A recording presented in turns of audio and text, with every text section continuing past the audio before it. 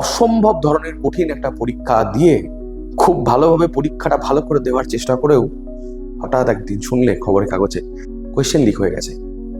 কেমন লাগবে তোমাদের? গোটা পরীক্ষাটা ক্যান্সেল হয়ে গেছে। একটা নতুন আইন এসেছে, আইনের সাথে সাথে আরো জরুরি এমন কিছু তথ্য দেব, বিশ্বাস করো তোমাদের গা শিউরে উঠবে। হ্যালো স্টুডেন্টস, তোমরা কেমন আছো? আজকে যে ভিডিওটা করতে চলেছি এটা জাস্ট কোনো ভিডিও তা কিন্তু নয়। এটা বিশ্বাসের লড়াই, এটা মেধাকে বাঁচানোর লড়াই, এটা আমাদের দেশের ভবিষ্যৎ গড়ার লড়াই। তোমরা নিশ্চয়ই শুনেছো কি ভারতে একটা নতুন আইন এসেছে। আইনটা সম্বন্ধে যদি বলে দিই, অ্যান্টি পেপার লিক ল 2026। সহজ কথায় যদি বলি, সরকারি চাকরির পরীক্ষাতে যে নিয়োগ প্রক্রিয়াটা হয়, তোমরা দেখেছো কি সেই নিয়োগ প্রক্রিয়ায় বিভিন্ন কারণের জন্য বিভিন্ন সমস্যা হয়, পেপার লিক হয়। সেই নিয়ে একটা আইন তৈরি করেছে কিন্তু সরকার। আজকে সেই ভিডিওটা সেই টপিকটা নিয়েই। কখনো ভেবেছো বছরের পর বছর ধরে চেষ্টা একটা সরকারি চাকরির জন্য?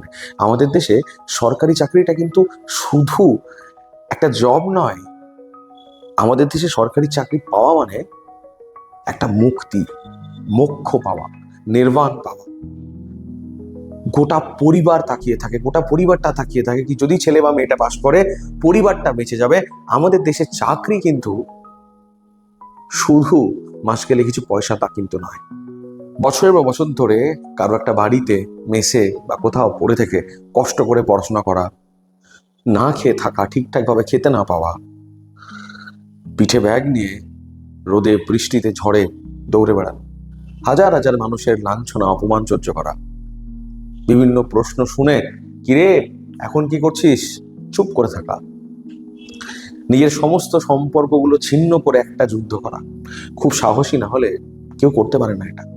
তাই তোমরা যারা ছাত্ররা যারা করছো তাদেরকে আমি হার্টফুল রেসপেক্ট জানাই, যারা এই যুদ্ধে পার্টিসিপেট করছো। কিন্তু সারা বছর খেটে এত কিছু করে, এত স্যাক্রিফাইসেস করে, সমস্ত কিছু ত্যাগ করে যদি হঠাৎ করে খুব ভালো মতো একটা অসম্ভব ধরনের পরীক্ষা, অসম্ভব ধরনের কঠিন একটা পরীক্ষা দিয়ে, আজকাল সব পরীক্ষাই কঠিন, খুব ভালোভাবে পরীক্ষাটা ভালো করে দেওয়ার চেষ্টা করেও হঠাৎ একদিন শুনলে খবরের কাগজে কি নিউজে কি তোমার মোবাইলে কোয়েশ্চেন লিক হয়ে গেছে। কেমন লাগবে তোমাদের? গোটা পরীক্ষাটা ক্যান্সেল হয়ে গেছে, নিশ্চয়ই ভালো লাগবে না। আশা কতটা পাবে জানি না, হতাশাতে ভরে যাবে প্রাণ। কারণ তোমার সমস্ত কিছু টাকা পয়সা, বয়স, এফার্টস, মোটিভেশন, ডেডিকেশন, যত টিআইওএন আছে সব অ্যাড হয়ে আছে তোমার এই চেষ্টার পিছনে। তারপরে তো প্রায় আমাদের দেশে ছেলে মেয়েদের এই জিনিসটা প্রায় সহ্য করতে হয়। তো আজকে যে ভিডিওটা করতে চলেছি, এই আইনটা কি আমরা তো অবশ্যই জানবো। আইনের সাথে সাথে আরো জরুরি এমন কিছু তথ্য দেব, বিশ্বাস করো তোমাদের গা শিউরে উঠবে। চলো দেখাচ্ছি। তো আমি যদি 2002 সাল থেকে দেখি 26 অব্দি, আজ পর্যন্ত টোটাল 45খানা পেপার লিকের ঘটনা ঘটেছে। শুনে কম মনে হচ্ছে, বিশ্বাস করো তাও পুরো রিপোর্ট আমার কাছে নেই।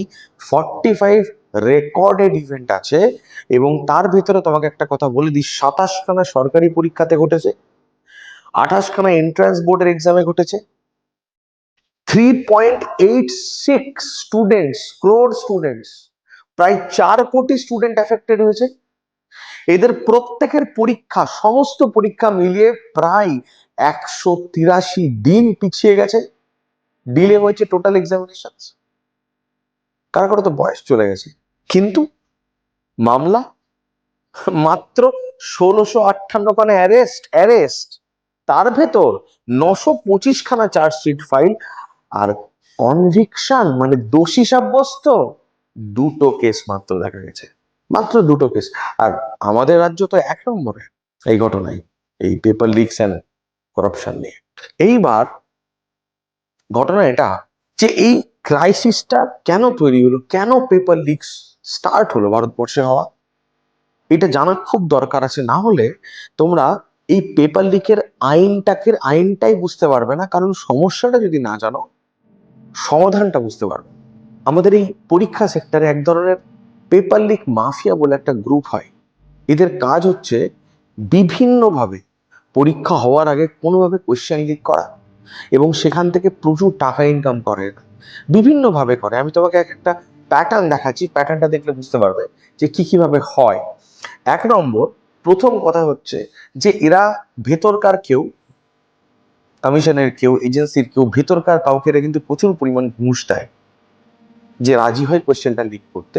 যখন এখানে এরকম কাউকে পায় না, এদের কাছে বিশাল পাওয়ারফুল সব কম্পিউটার টেকনোলজিস্ট আছে, যারা তারা খুব ভালো মানে প্রো লেভেল হ্যাকিং জানে।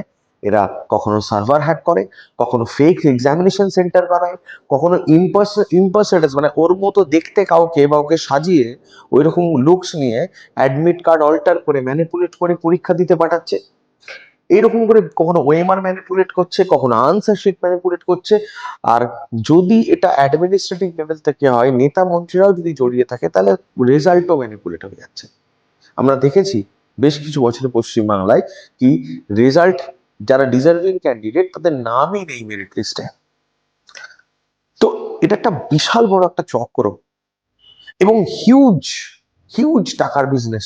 ধরে নাও 50 লক্ষ পরীক্ষার্থী, পেপার যদি লিক হয়, এক একটা পেপারের পিছনে যদি 5,000 টাকা করেও নেয়, তাহলে ভাবো কত টাকা টোটাল দাঁড়াচ্ছে। বুঝতে পারছো একবার ক্যালকুলেট করে যে কত টাকা একটা পরীক্ষা থেকে পেপার লিক করিয়ে এরা ইনকাম করছে। তো এটা একটা হিউজ বড় একটা ইন্ডাস্ট্রি কিন্তু ভারতে আস্তে আস্তে তৈরি হওয়া স্টার্ট হয়ে যায়। এইবার যে ঘটনাটা ঘটে, যদি আমি এই পুরো ব্যাপারটাকে ট্র্যাক করি, যদি ভারতের পুরো পেপার লিকের ইতিহাসটাকে আমি ভালো করে দেখি, তাহলে তুমি একটা খুব শকিং জিনিস দেখতে পাবে। বিশ্বাস করো, দেখে তোমার ভয় লেগে যাবে। যখন আমি ডেটাগুলো নিয়ে ঘাঁটাঘাঁটি করছিলাম আমার নিজের ভয় লেগেছে।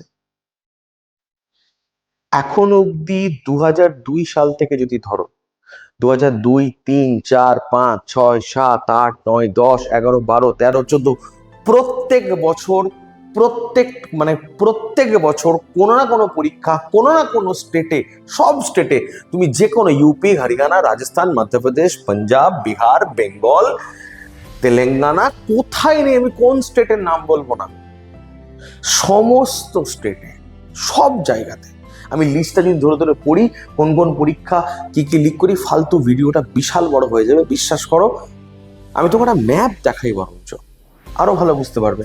দেখবে একটা জিনিস, তুমি যদি দেখো যে কালার্ড যে সেকশনগুলো ইনক্লুডিং গ্রিন কালার, যত কালার্ড সেকশন আছে সমস্ত জায়গাতে এক্সাম লিক হয়েছে, পেপার লিক হয়েছে সমস্ত জায়গাতে। ওই জম্মু কাশ্মীর, হিমাচল, কেরল আর এই নর্থ ইস্টের কিছু স্টেটে আমাদের কাছে রিপোর্টস নেই। বাকি ভারতবর্ষে হেন কোনো জায়গা নাই যেখানে পেপার লিক হয়নি। বিশ্বাস করো, সরকার, অ্যাডমিনিস্ট্রেশন, বিভিন্ন পলিটিক্যাল পার্টি, প্রবলেমটা এগুলো তো আছে, এগুলোর থেকেও বড় প্রবলেম একটা দেশের সব জায়গাতে কিভাবে হতে পারে। এটা একটা বিশাল বড় ইন্ডাস্ট্রি, ক্রাইমের মতো একটা ইন্ডাস্ট্রি, যেটা পুরোপুরিভাবে অপারেট করছে ইরেসপেক্টিভ অফ এনি গভর্নমেন্ট, যে কোনো সরকার তার। এটা একটা আলাদা মানে ক্রিমিনাল একটা ইন্ডাস্ট্রি যেটা অপারেট করছে, যারা এই কাজগুলো করছে সমস্ত জায়গাতে করছে। এখন অবধি টানা হচ্ছে, বিভিন্নভাবে পলিটিসাইজ করা হয় অনেক কিছু, যে এই সরকারের টাইমে বেশি হয়েছে, আগে হতো না। এটা একদম নয়। পেপার লিক বহুদিন ধরে হচ্ছে ভারতবর্ষে এবং এতদিন অবধি এই ব্যাপারটাকে সিরিয়াসলি দেখাই হয়নি কেউ, কারণ কনভিকশনসই নেই। দুটো কনভিকশনস এখন অবধি, হার্ডলি একটা তো বেশি হতে পারে ম্যাক্সিমাম। এবার ফ্যাক্ট হচ্ছে এটা। এবার একটু দেখি পশ্চিমবাংলার পেপার লিকের কন্ডিশন, ইতিহাসটা কি। পশ্চিমবাংলার কি বলবো, তোমরা সবাই জানো। দেখো, আমি একটা ফ্যাক্ট বলছি, আমি কিছু পরীক্ষা এনলিস্ট করতে পেরেছি, বাকি আমার একটা স্লাইডে আটছিল না। 2014 সাল টেট 16 এসএসসি রিক্রুটমেন্ট নিয়ে টানা, মানে সমস্ত, দেখো municipality recruitment, food SI recruitment, পশ্চিমবাংলাতে যদি 10টা পরীক্ষা হয়েছে তার ভিতর 9টা পরীক্ষাতে স্ক্যাম হয়েছে। ইভেন ডাব্লিউবিসিএস নিয়েও স্ক্যাম হয়েছে, তোমরা শুনেইছো হয়তো কিছু ঘটনা। তো এবং ম্যাক্সিমাম সরকারি রিক্রুটমেন্ট আইদার সিবিআই নালে ইডি ইনভেস্টিগেশনে আছে, নালে কোনোটা কোর্টে পড়ে আছে। এবং এত পরিমাণ স্ক্যাম হয়েছে পশ্চিমবাংলায়, মানে কি বলতো, মানে বোঝানোর মতো ভাষা নেই। এখানে না পেপার লিকের ঘটনার থেকেও ব্যাপারটা আরো বড় লেভেলে হয়েছে। এখানে শুধু পেপার লিক হয়নি, পশ্চিমবাংলায় গোটা অ্যাডমিনিস্ট্রেশনটাই অন্যরকম হয়ে গেছিল। স্টুডেন্ট পরীক্ষা দিত কিন্তু মেরিট লিস্টে নাম আসতো, নাম্বার আছে কিন্তু মেরিট লিস্টের নাম নেই, পুরো লিস্টই চেঞ্জ করে দেওয়া হয়েছে টাকা পয়সা নিয়ে। কেউ তো খালি ওএমআর জমা দিয়ে ডাইরেক্ট জব পেয়ে গেছে, হয়তো করছেও। অ্যাবনর্মাল সিচুয়েশন হয়েছে, অ্যাবনর্মাল। ছেলে মেয়েদের ভবিষ্যৎ নিয়ে আমি, বিশ্বাস করো, কোনো পার্টির কথা বলছি না, বাট ছেলে মেয়েদের ভবিষ্যৎ যে পার্টি করেছে, ফাইনালি কিন্তু কষ্ট পেয়েছে ছাত্ররাই, স্টুডেন্টসরা। 2022 সাল এডুকেশন মিনিস্টার অ্যারেস্টেড হয় পশ্চিমবাংলায়, তোমরা শুনেইছো। এত পরিমাণ করাপশন এসএসসিতে কি সুপ্রিম কোর্ট, হাইকোর্ট এদের পক্ষে ফিল্টার করাই পসিবল হয়নি। গভর্নমেন্ট কোনোভাবে কোঅপারেট করেনি, আমাদের আগের সরকার কোনোভাবে কোঅপারেট করেনি। ডেটা না পাওয়ার কারণে ফিল্টার করতে পারেনি কোর্ট। ফাইনালি 25,000 লোকের চাকরি চলে যায়, 25,000 plus teachers lost their jobs. আর তারা যখন রাস্তায় নেমে প্রতিবাদ করেছে, তাদের পুলিশ দিয়ে মারা হয়েছে, লাঠি দিয়ে মারা হয়েছে আমাদের রাজ্যের স্যারদের, আমাদের রাজ্যের টিচারদের। কতটা অসম্মানজনক। আমরা স্যার বলি, আমরা এনাদের কাছ থেকে শিখি। আজকে তোমার চাকরি কেড়ে নেওয়া হচ্ছে, তুমি অন্যায়ের জন্য চাকরি পাচ্ছ না, তোমার নিজের কোনো দোষ নেই, তুমি যখন গিয়ে বলছো তোমাকে মারা হচ্ছে। একটা দরকার ছিল, একটা টার্নিং পয়েন্টে সত্যিই প্রয়োজন ছিল। তো সরকার বিরক্ত হয়ে গেছিল। গোটা ভারতবর্ষে এরকম যখন পরিস্থিতি, তখন 2024-এ সেন্ট্রাল গভর্নমেন্ট একটা আইন নিয়ে আসে।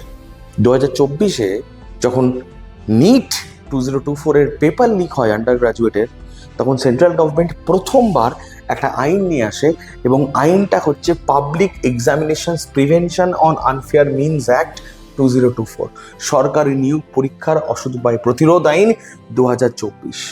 এবার যতক্ষণ 2024-এর আইনটা বুঝতে না পারবে, 2026-এর পরিবর্তনটাও কিন্তু বুঝতে পারবে না। চলো একবার দেখি এই আইনের মূল উদ্দেশ্য কি ছিল।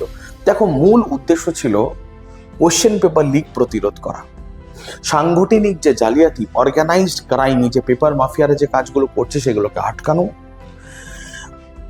যারা ডিজার্ভিং ক্যান্ডিডেট তাদের সুরক্ষা দেওয়া, নিয়োগ প্রক্রিয়ায় স্বচ্ছতা আনা, এবং যারা এই পেপার লিক মাফিয়া, যারা এডুকেশন মাফিয়া, যারা পিছনে এই কাজগুলো করছে, তাদেরকে পুরোপুরিভাবে স্টপ করা, এবং সাধারণ যারা ছাত্রছাত্রী তাদের মনে কনফিডেন্স এবং বিশ্বাস এনে দেওয়া কি যদি এরকম কিছু ঘটনা আর ঘটবে না, যদি ঘটে তাহলে তার এগেনস্টে খুব কড়া শাস্তি বা সরকারের কিন্তু ব্যবস্থা আছে অলরেডি।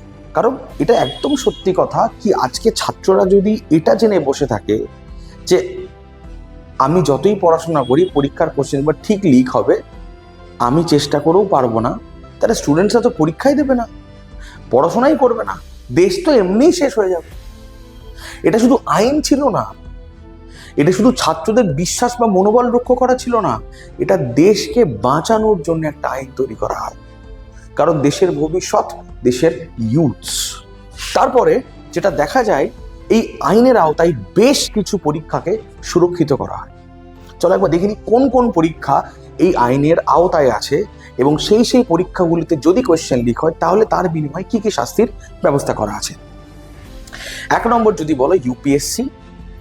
লোকে প্রথমে ভেবেছিল যে এই আইনটা যখন প্রথম 2024-এ আসে, সবাই ভেবেছিল যে এটা শুধু নিট নিয়ে এই আইনটা তৈরি করা হয়েছে। না, এটা অনেকেই ভেবেছে এটা একদম নয়, শুধু নিট নিয়ে নয়, এটা শুধু নিট পরীক্ষাকে মাথায় রেখে করা হয়নি, এটা করা হয়েছিল দেশব্যাপী সমস্ত সরকারি পরীক্ষা, কেন্দ্রীয় সরকারের আন্ডারে যে পরীক্ষাগুলো অধীনে আছে সেইটাকে মাথায় রেখে। যেমন ইউপিএসসি, তোমরা নাম নিশ্চয়ই শুনেছো, union public service commission, IAS IPS হতে গেলে পরীক্ষা দিতে হয়। SSC, NTA, national testing agency, NEET, CUET, JEE, এই পরীক্ষাগুলো এনটিএর আন্ডারে দেওয়া হয়েছে। RRB, railway recruitment board, IBPS, central গভর্নমেন্টের সমস্ত রিক্রুটমেন্ট এক্সামিনেশন, এবং অন্যান্য কেন্দ্রীয় সরকারের পরীক্ষাগুলো। তো এই সমস্ত পরীক্ষাগুলো যেগুলো সেন্ট্রাল গভর্নমেন্ট কন্ডাক্ট করছে গোটা ভারতবর্ষের বুকে, সেই পরীক্ষাগুলোকে এই আইনের আওতায় অন্তর্ভুক্ত করা হয়। এবং যেটা করা হয় কি করা হয়, কোন প্রথমেই ডেফিনেশন দিচ্ছে কি কোন জিনিসগুলো ক্রাইম। কারণ তখন যখন ল আসে, আইন যখন আসে, আইন এসে বলে দেয় কি এইগুলো কিন্তু আমাদের স্ক্যানারে আছে, আমাদের র্যাডারে আছে, এইগুলো কিন্তু ক্রাইম হিসেবে ধরা হবে।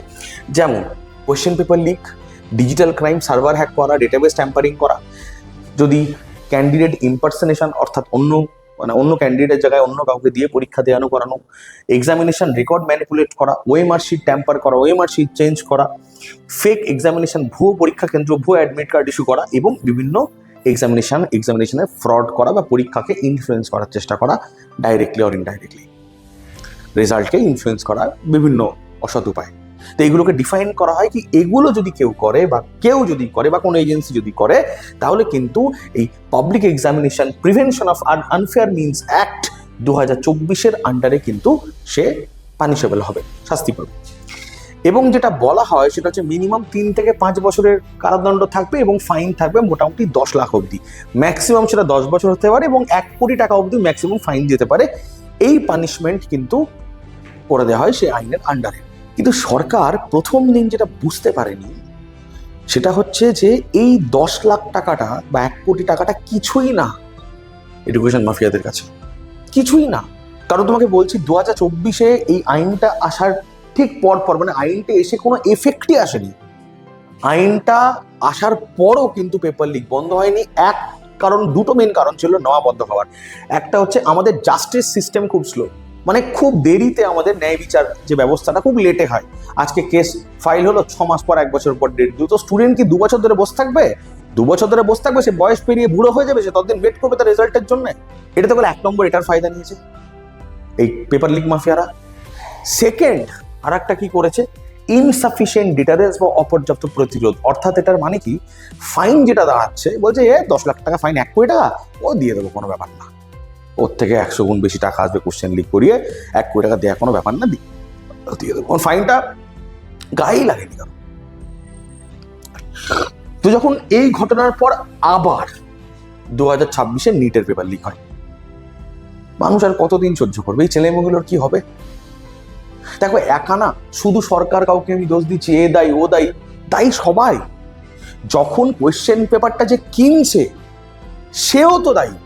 করাপশন তো একদিক থেকে হয় না, যে লোকটা যে ছাত্রটা চেয়েছে করাপশন মানে পেপারটা চাইছে, পয়সা দিয়ে কিনছে, সে যেমন দায়ী, যে দিচ্ছে সেও দায়ী।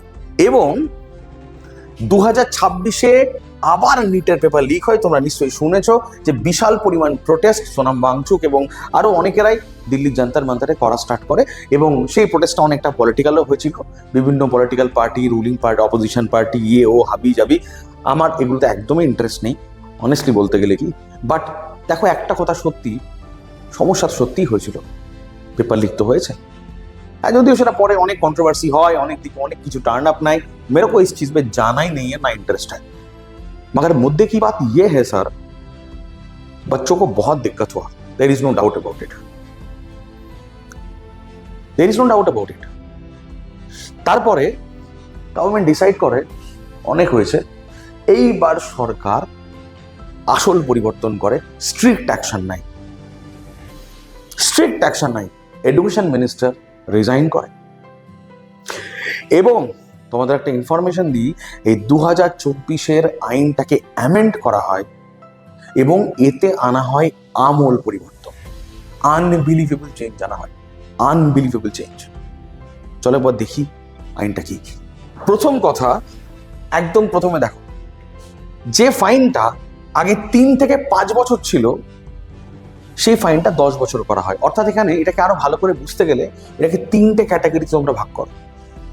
দেখো, পেপার লিক আইদার কোনো একা কেউ করতে পারে, একা কোনো ব্যক্তি করতে পারে যে সিস্টেমের ভেতরে ইনভলভ, না হলে অর্গানাইজড এডুকেশন মাফিয়া যারা আছে তারা করতে পারে, ঠিক, মানে তারা করাতে পারে কাউকে দিয়ে, কোনো ইন্ডিভিজুয়ালকে দিয়ে করাতে পারে, বা কোনো সার্ভিস প্রোভাইডার কোম্পানি। অর্থাৎ সরকার কি হয়, অনেক সময় বড় বড় যেসব পরীক্ষাগুলো হয়, যেমন সিজিএল ফিজিএল, এগুলো অনেক পরীক্ষার্থী, 50 লাখ 40 লাখ পরীক্ষার্থী, সেখানে সরকার কি করে, প্রাইভেট বড় বড় যারা আইটি কোম্পানি আছে বা কাউকে এরকম কাউকে কন্ট্রাক্ট দেয় কি তোমাদের কম্পিউটার সেন্টার্সগুলো আমরা নেবো, তো এত স্টুডেন্ট পরীক্ষা দিচ্ছে, তাই স্বাভাবিকভাবে কোশ্চেন তো শেয়ার করতেই হবে, it's very natural thing to happen.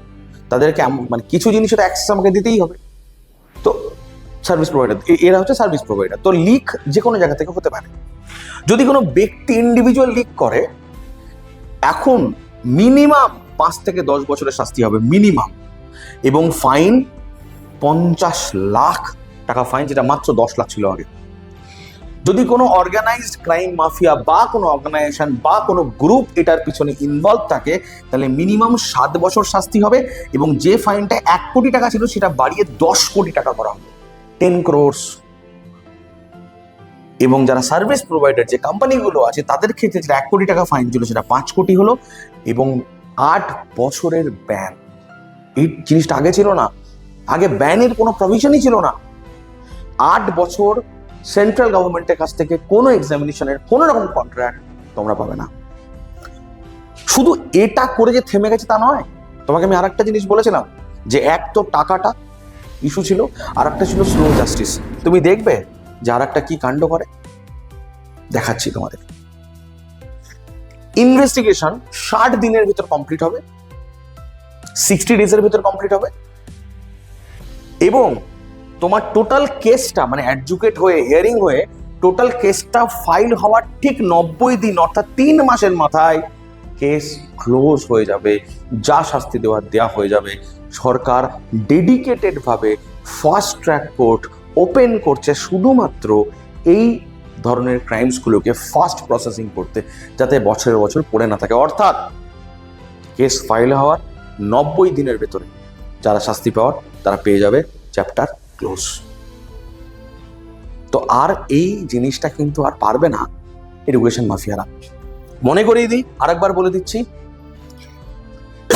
যে আপাতত যেটা 10 লাখ ছিল সেটা বাড়িয়ে 50 লাখ করা হয়েছে, যেটা 3 থেকে 5 বছর শাস্তি ছিল সেটা বাড়িয়ে 5 থেকে 10 বছর করা হয়েছে, এবং মাফিয়াদের জন্য অর্গানাইজ মাফিয়া যারা যেটা 1 কোটি টাকা ফাইন ছিল সেটা বাড়িয়ে 10 কোটি টাকা ফাইন করা হয়েছে, এবং মানে একটা বড় অ্যামাউন্ট কিন্তু তাদের কাছ থেকে ফাইন হিসাবে নেওয়া হবে। যদি না দিতে পারে জমি জমা বেঁচে তুলে নেবে গভর্নমেন্ট। নাও একটা জিনিস প্লাস 8 বছরের ব্যান এবং 10 বছরের সশ্রম কারাদণ্ড।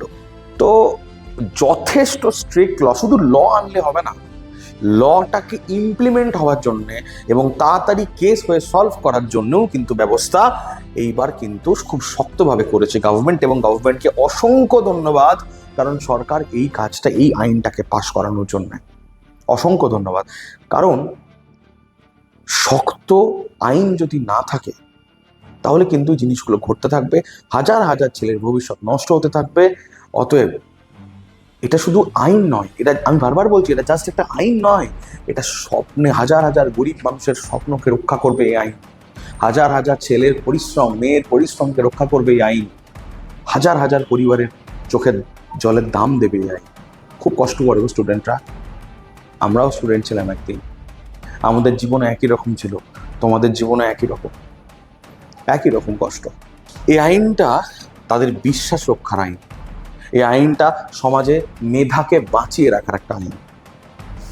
তাই আমরা আশা করব আমাদের দেশে খুব ভালোভাবে পালন হবে এই আইনটা, এবং প্রচুর ছাত্রদের স্বপ্ন কিন্তু এই আইনটা রক্ষা করবে, তাদের স্বপ্নকে বাঁচাবে এবং তার সাথে সাথে তাদের পরিবারের স্বপ্নকে বাঁচাবে। তো আজকে এইটুকুই। আশা করব আমাদের যারা ছাত্ররা, যারা পশ্চিমবাংলা এবং ভারতবর্ষের দু জায়গাতে যারা পড়াশোনা করছো, তারা একটু নিশ্চিন্ত হয়ে পড়তে পারো। আশা করছি আর হবে না, বা হলেও হয়তো কম হবে। We should always hope for the best. এইটুকু বলেই আজকের ভিডিওটা শেষ করছি। যদি তোমাদের কিছু জানানোর থাকে অবশ্যই তোমরা কমেন্টসে জানাতে পারো। Thank you very much. পরে আবার দেখা হবে আর একটা কোনো ভিডিও নিয়ে। টাটা।